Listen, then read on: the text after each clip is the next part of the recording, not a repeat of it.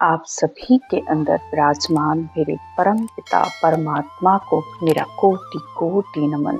मंदिर मस्जिद सब गए, मिटा न अहंकार, जब मिटा अहंकार तब कहीं न जाया जाए। यानी सुबह शाम मंदिर जा रहे हैं, रोज जा रहे हैं, लेकिन इस मन का अहंकार नहीं मिटा तो क्या फायदा मंदिर जाने का। लेकिन जिसकी बुद्धि पर ब्रह्म ज्ञान आ गया, जिसने इस ज्ञान से अहंकार को मिटा दिया, तो फिर उसे कहीं जाने की जरूरत नहीं।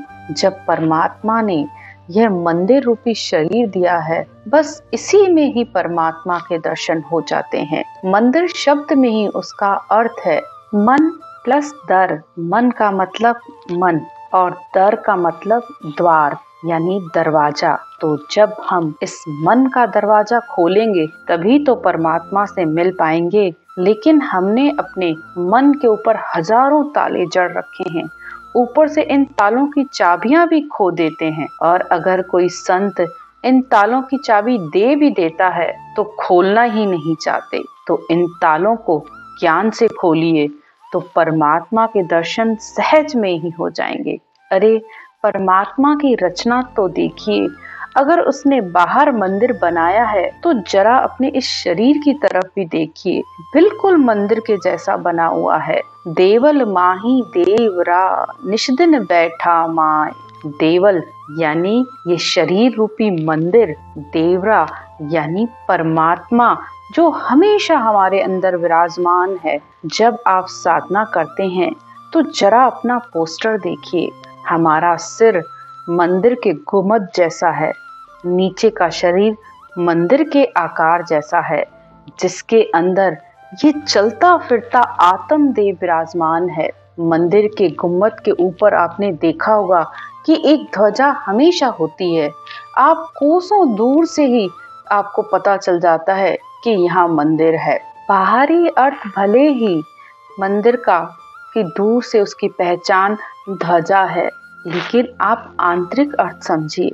मंदिर नीचे है लेकिन ध्वजा ऊपर फड़क रही है, यानी ध्वजा रूपी शब्द धुन है और ये झंडा हर समय फड़क रहा है। तो आरती पूजा ध्यान सब नीचे इस शरीर रूपी मंदिर में हो रहा है, लेकिन ध्यान हमेशा ऊपर गगन मंडल में। तो सारे कर्म करते हुए भी मनुष्य बंधन से मुक्त रहता है, क्योंकि ऊपर विधेय ब्रह्म में भी रटना चलती है और नीचे देही ब्रह्म में भी रटना चलती है। यही असल परमात्मा का रूप है।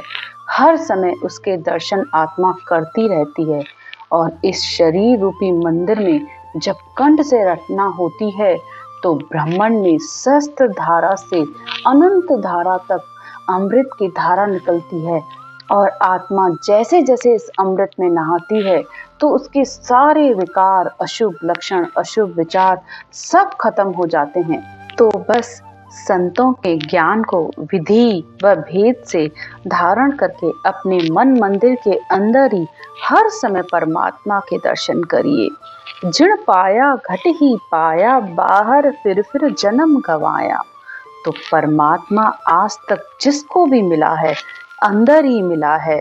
तो कोशिश कीजिए उसे बाहर नहीं, अपने अंदर खोजने की कोशिश कीजिए, नहीं तो सारा जन्म भटकते ही चला जाता है। जिन संतों को परमात्मा मिला है तो वो एक ही बात कहते हैं, अजब तमाशो देखियो तन भीतर मन माय, सुखराम जगत ख्याल पर अब मन जावे नाय। आत्मा जब अपने शरीर व मन के अंदर ऐसा अजब तमाशा देखती है, यानी इसी शब्द धुन रूपी परमात्मा के दर्शन करती है, तो उसका ध्यान अब बाहर के ख्यालों विचारों पर नहीं जाता है, क्योंकि अब उसे सिर्फ एकांत में ही उस परमात्मा का संग करने में ही आनंद आता है और वह हर समय इस ब्रह्म रस को पीती रहती है।